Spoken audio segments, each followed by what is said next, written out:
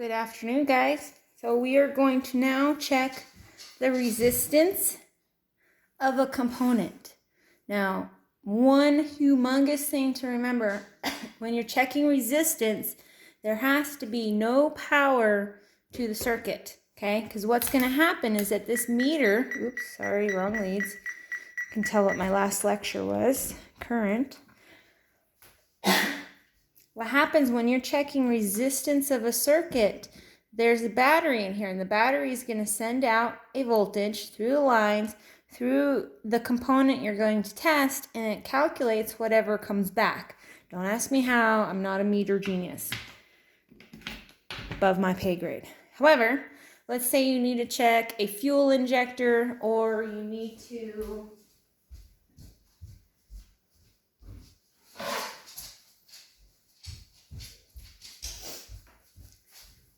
check the resistance of a fan motor.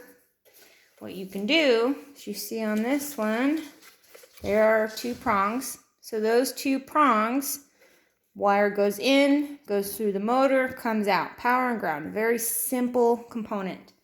You take that said simple component, okay, you can still see it. You take your leads, and you just go ahead and touch those two prongs. So now our meter reads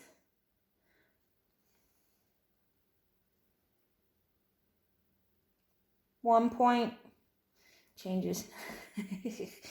Stop moving.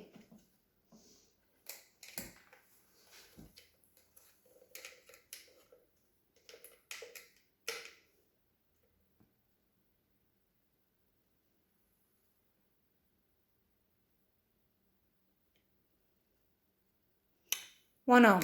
We'll just go with that. So 1 ohm. So that, all that tells me, unless the manufacturer gives you a specific resistance and the manufacturer goes, hey, the resistance of that motor should be no more than 5 ohms. Well, that means 1 ohm, you're within spec, so that motor is good. You'll see that a lot on fuel injectors, ignition coils, and stuff like that. When it says the resistance of this component should be 1 through 5 ohms or 1 through 10 ohms. Anything above or below that, the component's no good, throw it away. But when you're checking the resistance of a circuit, you're doing that through voltage drops, because voltage has to drop over all forms of resistance, whether it's wanted or unwanted. So if you're dropping 12 volts across this load here, that lets you know there's resistance of this light bulb. If we were going to check this switch, whether it's open or closed, I don't know because the machine's unplugged, my meter, go here and here, 0.6 ohms. So that means the connection between here and here is good. Now what's going to happen when I flip that switch? Anyone? Bueller?